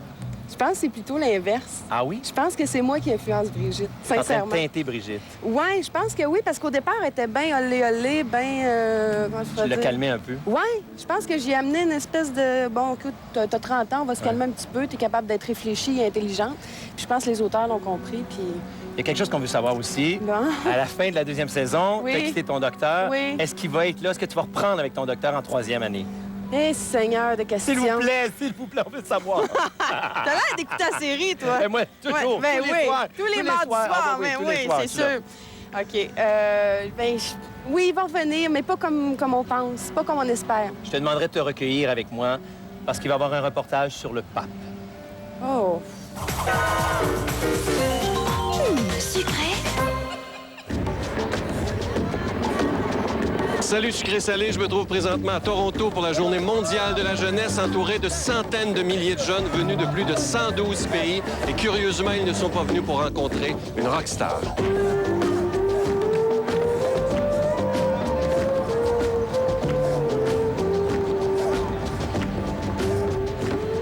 La personne dont je vous parle a rassemblé plus de 1 million de personnes à Paris, 2 millions à Rome et aux Philippines, 4 500 000 jeunes, le plus grand rassemblement de toute l'histoire du monde. Moi, je l'admire beaucoup et personnellement, c'est la personne la plus courageuse que je connaisse. Une force énorme qui se soutient de la jeunesse, de nous. On est là pour lui prouver notre amour. Pas moins de 4000 représentants des médias à travers le monde sont ici et attendent impatiemment son arrivée.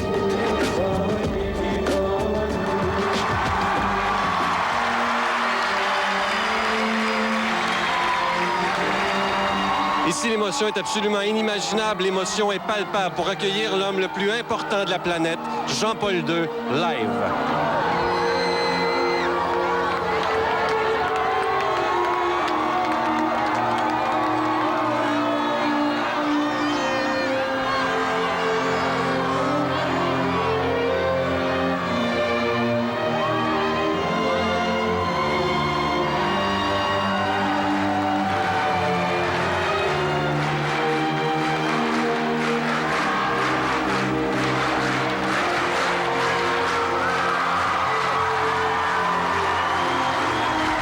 Les Journées mondiales de la jeunesse ont été inaugurées par le pape Jean-Paul II en 1985. Le but, c'est évidemment de partager, de célébrer, d'approfondir sa foi.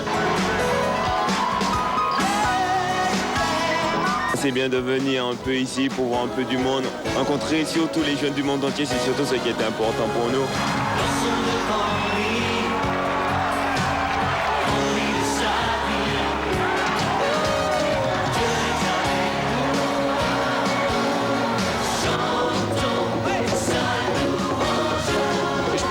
Ces jeunes d'être ici bouleversés par la présence de Jean-Paul II, parce que le 24 avril dernier, à Rome, au Vatican, j'ai eu la chance de le rencontrer personnellement et je dois vous dire que jamais j'oublierai ce moment-là.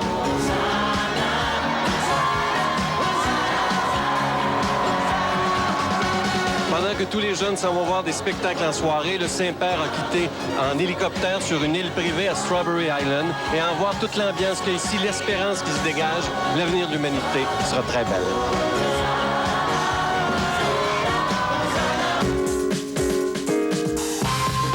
Après la pause, Josie Boudreau tourne un clip avec Tristan Dubois. Le mur, une rue, des buildings, le ciel, tout est en 3D, donc virtuel. Elle me fait vivre, je ne peux m'empêcher de la suivre. Elle m'amène et elle me traîne au beau milieu de sa scène. Ouais, tu me donnes pas ça facile, mais au moins, il y a un côté assez agréable à ton métier. Là. Pour le vidéoclip, tu as été obligé de faire des entrevues avec des belles filles? Oui, on a fait le tour des agences de mannequins. Ah. On a fait une présélection, puis on a sélectionné des filles.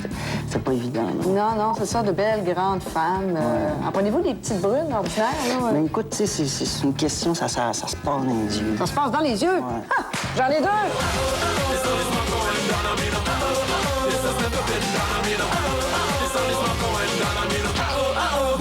Pour moi. Ben, écoute, c'est super intéressant de te voir travailler. Merci, bonne chance, bon été. Cool. Hein? Puis tu me donnes des nouvelles, Tristan, pour le vidéoclip, d'un coup que j'aurai un rôle. Ben écoute, on a une couple de rôles de mascotte là, qui passent en arrière-cadre. Ça va être intéressant. Ben oui, ça commence comme ça, on sait jamais. Annick Lemay vit un mini-drame en ce moment. Oui, mesdames et messieurs, j'aimerais qu'elle m'en parle. Annick, tu sais pas ce que je vais dire? Ah non, je sais pas. Où c'est que je vais l'amener? Lorsqu'on mes parents ont déménagé, on s'est retrouvés devant une ferme d'équitation où j'ai habité. J'ai passé toute mon adolescence devant cette ferme-là, à Ville-Saint-Laurent.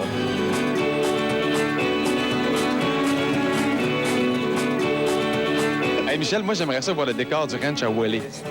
Ah, il est ici? On a le décor du ranch à Willis? Ben oui. Ah, ben oui, bien sûr. Je suis triste.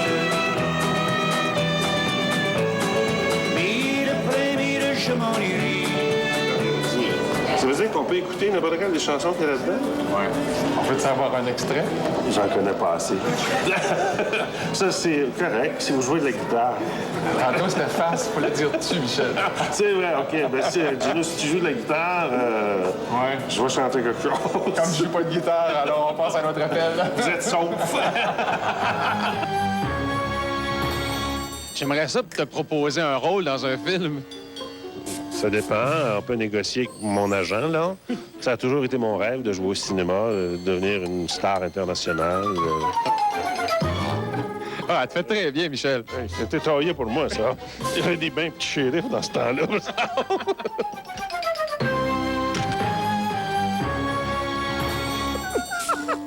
T'aurais-tu cru qu'un jour, on jouera au cowboy? Non, jamais. Parce que oui, on est à court de whisky, prendrait-tu un thé? Un petit thé, tiens. Hein? Comme tu vois, il n'est pas bien fort. Pas grand danger, tu vas pouvoir conduire après. C'est rare que le bandit trinque avec le shérif. Surtout avec la guenille sur la bouche. Au moins, ton thé va être bien filtré. Il n'y a pas de feuille qui va passer. Alors, il arrive quoi, là? C'est quoi le scénario? Mais en principe, moi, je sors de la beuverie qu'il y a là, avec mon sac d'argent que je viens de voler, et je fais face à un redoutable shérif.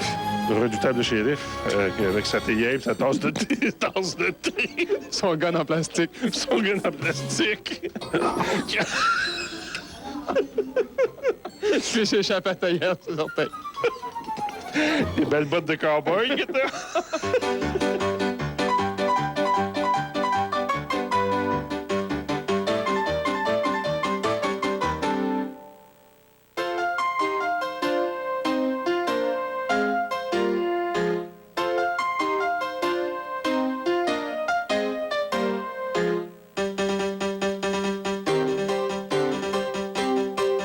Merci beaucoup, Michel, d'avoir accepté notre invitation. Ça m'a fait bien plaisir. Bien plaisir. Pour avoir fait mes débuts au cinéma en plus, là, je suis bien content de ça. Non, pas de même. Parce que la carrière va être courte.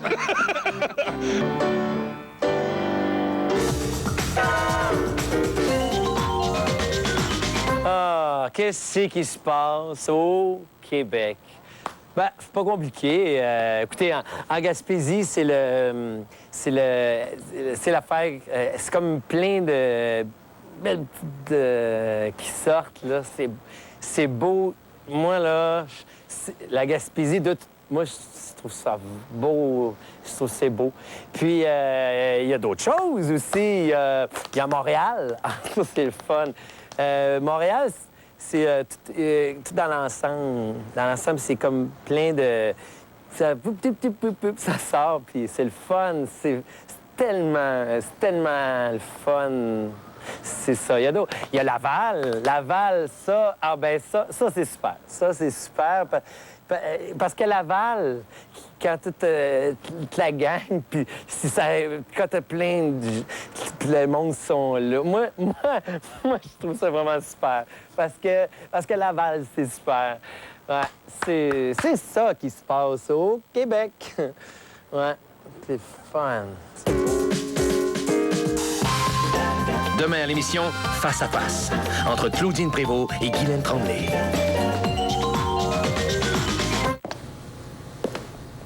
Bonjour. Est-ce que vous avez un modèle plus sport? Ben oui.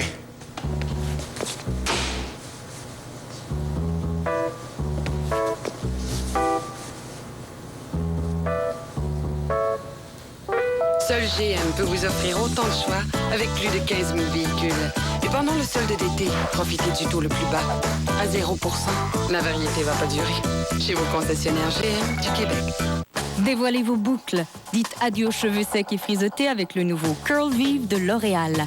Des shampoings, des revitalisants et un spray gel ultra hydratant pour 95% moins de frisottis. Le système Curl Vive contient les hydraprotéines de L'Oréal. Il aide à donner toute l'hydratation qu'il faut à vos boucles sans les alourdir. Maintenant, vos boucles ont du ressort. Elles sont plus souples, plus définies, plus brillantes. Nouveau Curl Vive de L'Oréal pour 95% moins de frisottis. Alors dévoilez vos boucles et montrez que vous le valez bien. Imaginons que ce boomerang représente la douleur due à la sensibilité des dents. Vous utilisez alors Sensodyne, ce qui aide à chasser la douleur. Mais cessez de l'utiliser et la douleur revient. Par contre, si vous vous brossez les dents 2 fois par jour, tous les jours, douleur ou pas, Sensodyne maintient un écran invisible qui aide à empêcher la douleur de revenir. Sensodyne est aussi offert en formule spéciale blanchissante. Sensodyne, 2 fois par jour, aide à chasser la douleur. Dans le circulaire Tanguy, il y a juste ça des belles histoires. Exemple, quand mon grand-père a connu le Général Électric, il était juste capitaine. Mais ça, c'était dans le temps des poêles à 2 ronds, des tondeuses à bras, mais ça a bien changé depuis ce temps-là.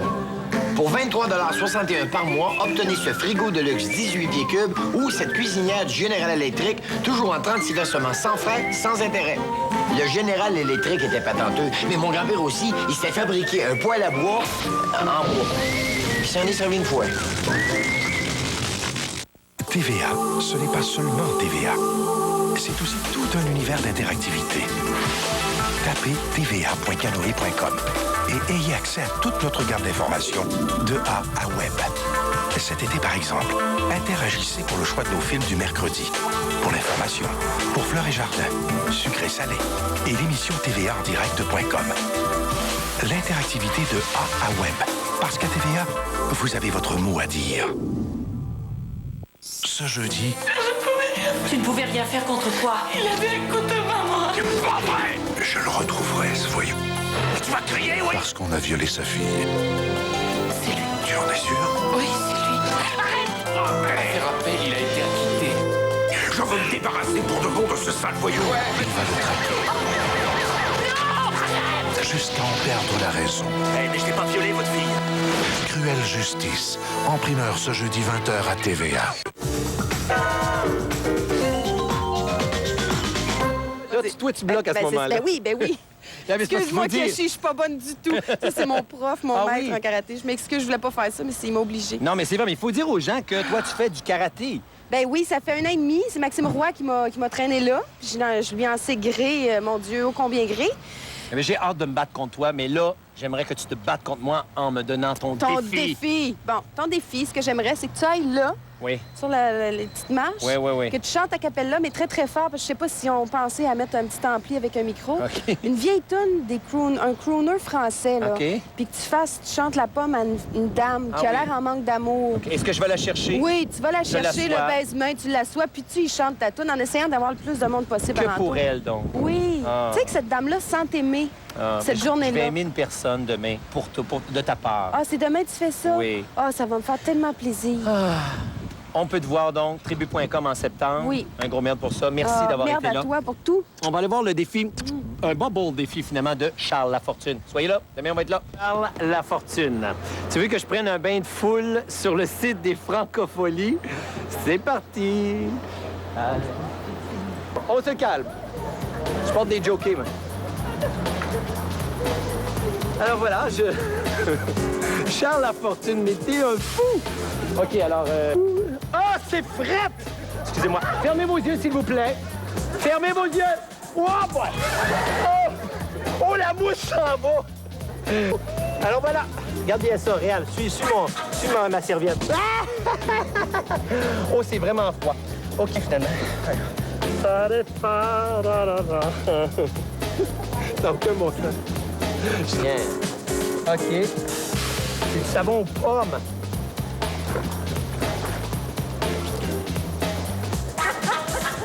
Ah, j'ai le goût d'en mettre beaucoup. Je fais toujours ça, c'est moi. Attendez, là. Pas grand cheveux, mais il y a sûrement moyen. Est-ce que j'ai des couettes? Bon. Est-ce que j'ai le droit d'arroser le monde? Est-ce qu'il y a quelqu'un qui veut me rincer les cheveux, s'il vous plaît? Oui. Alors, monsieur, tu t'enlèves. Il en remet. Bouge pas. Bon, ben là, je pense que je l'ai pris mon bain. Yeah!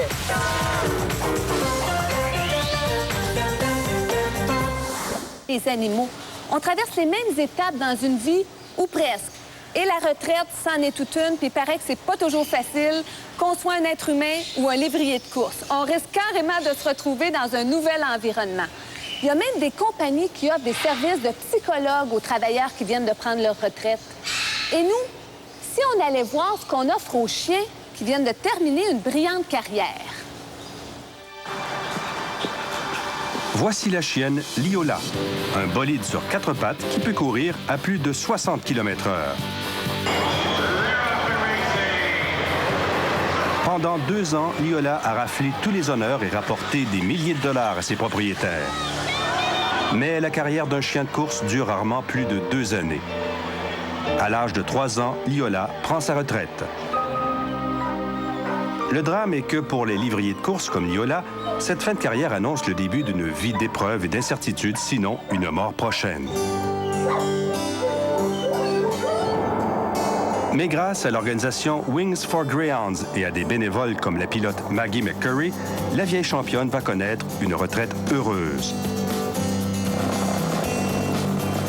There you go.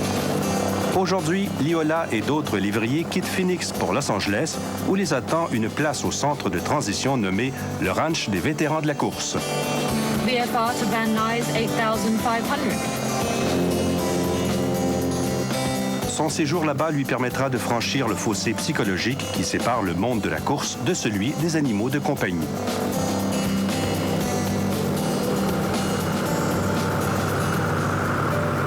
Après 3 heures d'avion, Liola arrive à Los Angeles. Elle est accueillie par Linda Brown, la propriétaire du ranch. Liola subira un entraînement d'1 semaine avant d'être mise en adoption. Are you ready to start a new adventure? Oh, good girl. Look, guys, we have a new kid on the block. Dès le premier contact, Linda fait tout pour que Liola se sente chez elle. Le processus de transition est déjà commencé. Les lévriers sont différents des autres chiens. Ils sont doux et fidèles. Et ils ressemblent beaucoup aux humains. Ce sont des compagnons idéaux. Merci, mon chien. Ici, Liola va se familiariser avec l'intérieur d'une maison, un univers bien différent du chenil. J'ai conçu ce pavillon comme un ensemble de mini-maisons. Chacune possède un divan, un plancher recouvert de tapis et une chatière qui donne sur une cour privée. C'est notre club med pour lévriers. L'objectif est de les aider à s'habituer aux objets et aux sons d'un environnement domestique. Va dans ta chambre, bonne fille. Ceci est le canapé. Je vais te montrer comment te coucher dessus, près de ta future maîtresse. Ça, c'est une télé. Liola s'adapte vite. Au bout d'1 semaine, elle est presque prête à faire la connaissance de sa nouvelle maîtresse. Mais auparavant, elle doit passer le test du chat et prouver qu'elle peut côtoyer d'autres animaux de compagnie. Les chats ne la troublent aucunement. Liola passe le test haut la main. Elle est maintenant prête à rencontrer sa nouvelle maîtresse. We got a new mommy coming. Her name is Sheila. She's just going to be overwhelmed how gorgeous you are. Here she is, little Miss Gorgeous Girl. Here's your mom. You want to go meet your mom? Come on. Entre Liola et Sheila, le courant passe tout de suite. Mettez-lui la laisse. Elle est à vous maintenant. Bonne chance dans ta nouvelle vie, Liola. C'est une chienne très affectueuse et très fidèle. Vous allez l'adorer. Au revoir, Liola. Après la pause, quand un pingouin va faire son marché et un chien en amour avec des chats. Pas une hallucination parce que vous avez mangé trop de sushi, c'est Lala, le pingouin de la famille Nishimoto, qui s'en va tout simplement faire son marché.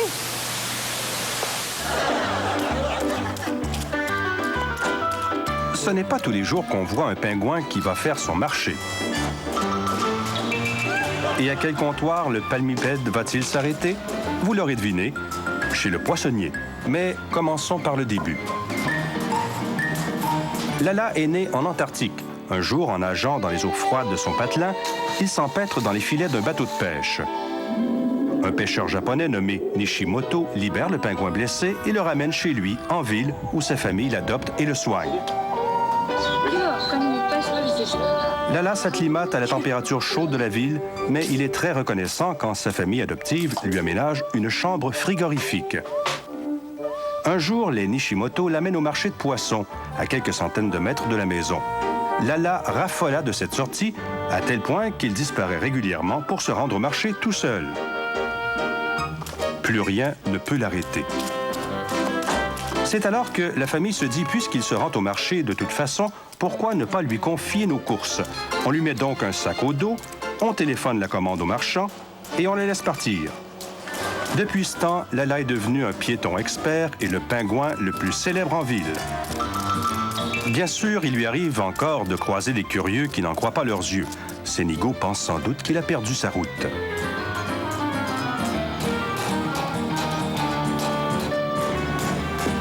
Ah, enfin, j'espère que la commande est prête.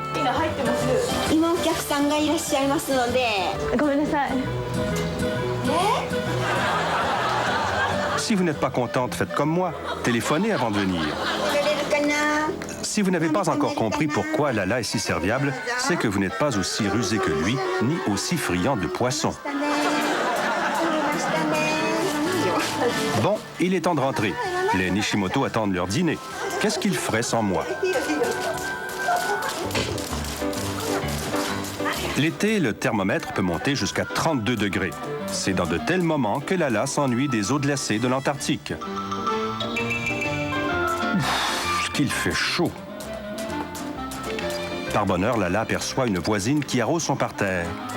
« Pardon, madame, pourriez-vous me... »« Oh, merci, ça fait du bien. N'arrêtez surtout pas. N'ayez pas peur, je ne me noierai pas. » « Ah, c'est bon. »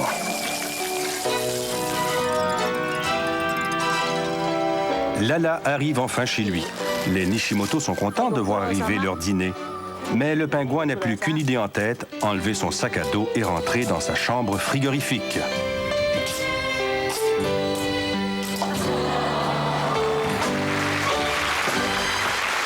Vous connaissez l'expression « être comme chien et chat ». Eh bien, celui qui a inventé ce dicton-là n'a certainement pas vu le prochain reportage. Ou non? Voici Ginny et son maître, Philippe Gonzalez. Ginny apprécie beaucoup les sorties avec Philippe, mais pas pour les raisons que l'on croit. Come on, Ginny. Get your baby. Ginny aime les chats, au point de secourir ceux qui sont malades, blessés ou abandonnés. Pour elle, l'expression « être comme chien et chat » est synonyme de bonne entente. Sa compassion pour les félins finit par gagner Philippe et tous deux consacrent maintenant leur vie à sauver les chats démunis. Ils ont trouvé un foyer à plus de 300 chats. Quant à ceux qu'ils ne réussissent pas à placer ou qui nécessitent des soins, Philippe les prend chez lui. Et Ginny ne se contente pas de les débusquer. Elle est une véritable mère pour eux. Elle les lave comme une vraie maman-chat. Ils savent qu'ils n'ont rien à craindre d'elle. Ça ne me surprendrait pas du tout qu'elle ait été élevée avec des chats. Elle les aime tous. Le premier être vivant que Ginny a secouru n'était pas un chat, mais son propre maître. J'ai eu un accident de travail suivi d'une dépression. Je ne sortais plus, je ne me rasais plus, je ne regardais même plus la télé. Un mois après l'accident, ma copine Sheila m'a amené à la fourrière. Elle était persuadée qu'un chien m'obligerait à mettre le nez dehors pour sa promenade. On m'a montré Ginny. On s'est regardé et il y a eu un déclic. En dedans de moi, ça fait « Toi, je t'amène avec moi. » My little Ginny. It's a good girl. Philippe ne se doutait pas que ses promenades quotidiennes allaient bientôt se transformer en mission de sauvetage. Sur la rue, je nourris plus de 160 chats. On visite 14 emplacements 2 fois par jour. Quand on trouve un chat blessé ou un chaton abandonné, on le ramène. Lui, là-bas, c'est le premier que Ginny a sauvé. Elle est allée le chercher dans un immeuble abandonné et elle l'a sorti par la peau du cou. Celui-ci, elle l'a trouvé dans une boîte pleine de verres brisés. Elle a creusé la terre et quand elle l'a sorti, ils étaient tous deux couverts de morceaux de vitre. Après, je les ai amenés chez le vétérinaire. Aujourd'hui, Ginny poursuit sa mission indifférente à la célébrité. Son histoire a fait le tour du monde. 2 livres racontent ses sauvetages émouvants et une fondation dédiée aux chats sans-abri a été créée en son honneur. Le fonds Ginny a été créé pour venir en aide aux chats blessés et à ceux qui sont à la rue, pour les nourrir, les faire soigner et leur trouver un nouveau foyer. Mais le plus grand honneur qui a jamais été décerné à Ginny ou à n'importe quel autre chien l'a été au cours de la 23e exposition féline de Westchester. Ginny a été élue chat de l'année 1998.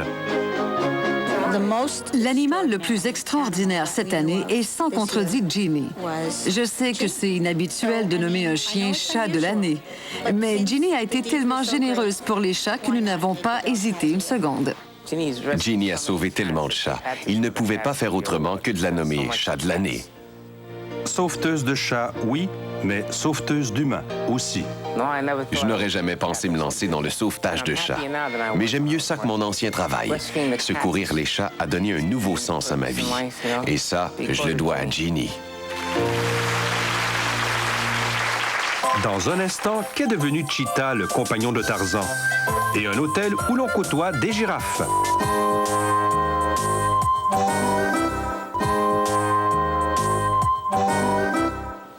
Vous rappelez-vous de Cheetah dans Tarzan? Oh, moi, c'est tellement mon enfance. J'en voulais un pour Noël pour lui mettre une salopette jeans avec un petit foulard à pois. Mais aujourd'hui, je suis là pour vous dire que Cheetah a pris sa pension. Où les étoiles du cinéma vont-elles s'établir lorsqu'elles prennent leur retraite?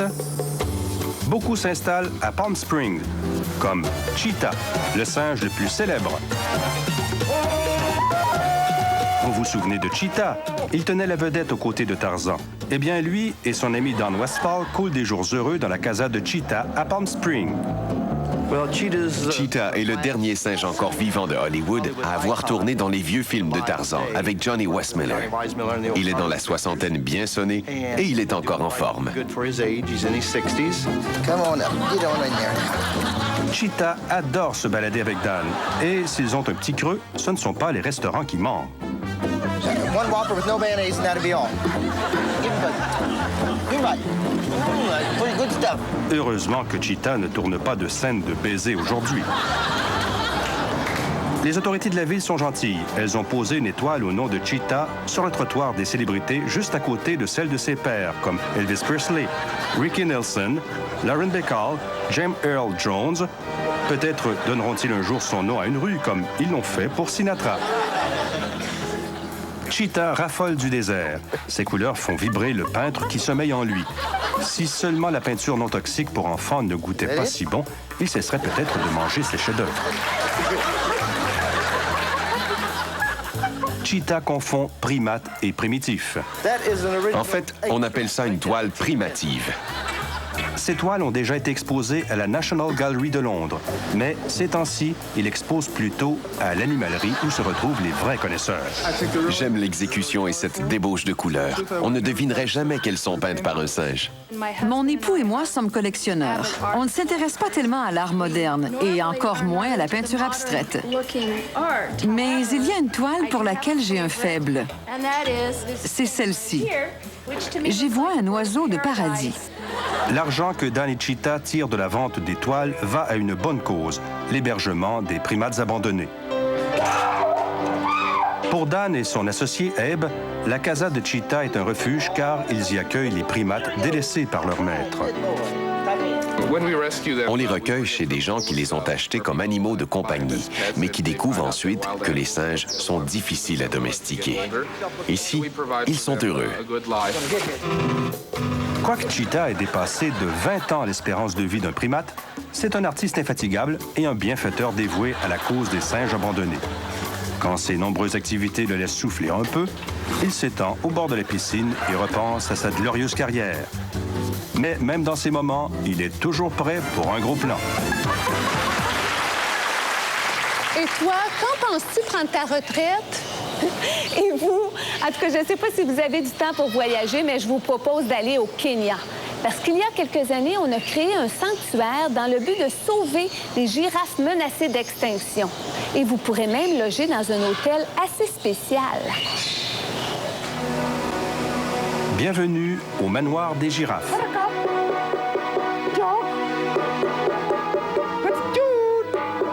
C'est l'heure de la pâtée pour ces élégantes girafes Rothschild, un animal qui, en 1972, était en voie d'extinction. À l'époque, il n'en restait plus que 130 au Kenya. Mais ceci est du passé depuis la création d'un sanctuaire en banlieue de Nairobi. Réservez une chambre au manoir des girafes et vous vous retrouverez bientôt nez à nez avec des pensionnaires qui font 5,5 mètres. À chaque repas, ces créatures sans gêne s'étirent le cou pour vérifier ce qu'il y a au menu et jouer les pique-assiettes. Ces végétariens ne savent pas se tenir à table et ont la langue bien pendue.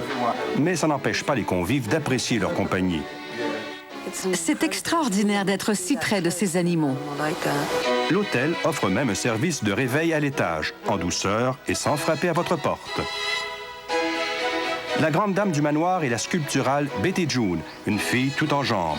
Pour une visite guidée des lieux, il suffit de la suivre, elle et les deux pacochères. Et quand elle ne déguste pas une fleur, Betty June offre ses services comme témoin pour les mariages. Elle montre souvent sa gratitude à ceux qui ont tant lutté pour sauver son espèce. Récemment, Betty a donné naissance à un petit. Quand il est né, Ouru mesurait moins de 2 mètres. Il en fait maintenant 3 et il pousse à vue d'œil. Les girafes font la joie des écoliers des environs qui n'en reviennent pas de leur appétit insatiable. Avec 4 estomacs remplis, on en ferait autant. Did you enjoy feeding the giraffe? They are pretty tall, eh? Ces gracieux girafes donnent aux enfants l'occasion d'admirer l'animal qui fait de leur pays un endroit exotique.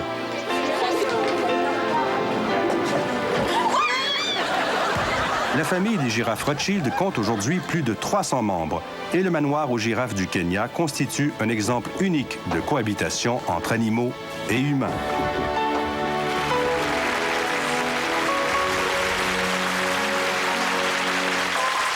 Après la pause, quand un chien, un chat et un oiseau vivent sous le même toit.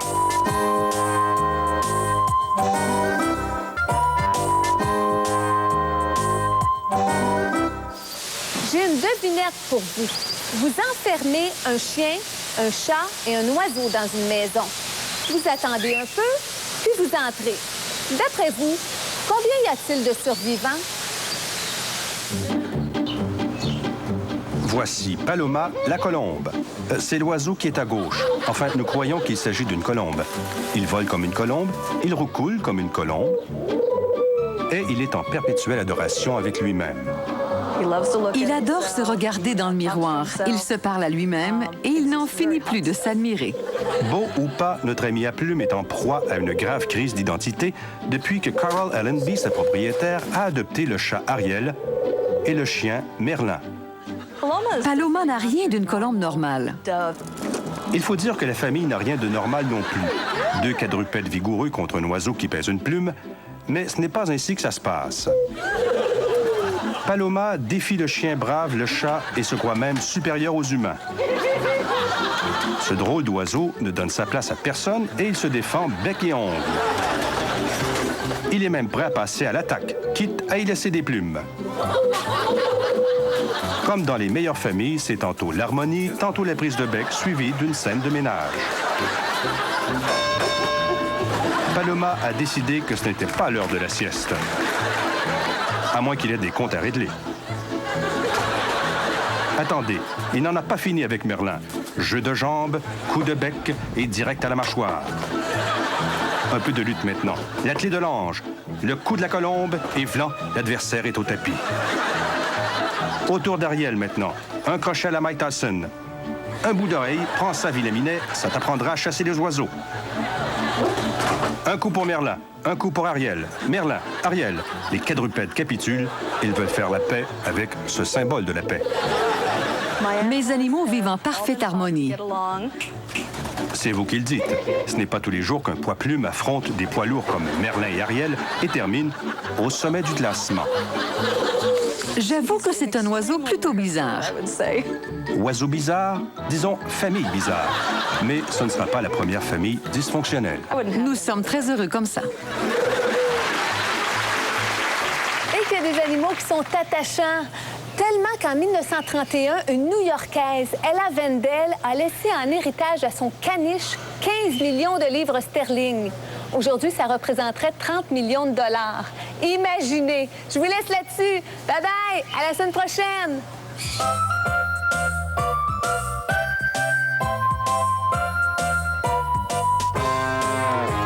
Confrontation entre Lexi et Eve. Rendez-vous place Melrose ce soir, 20h. Dans un moment, le magazine horticole Fleurs et Jardins.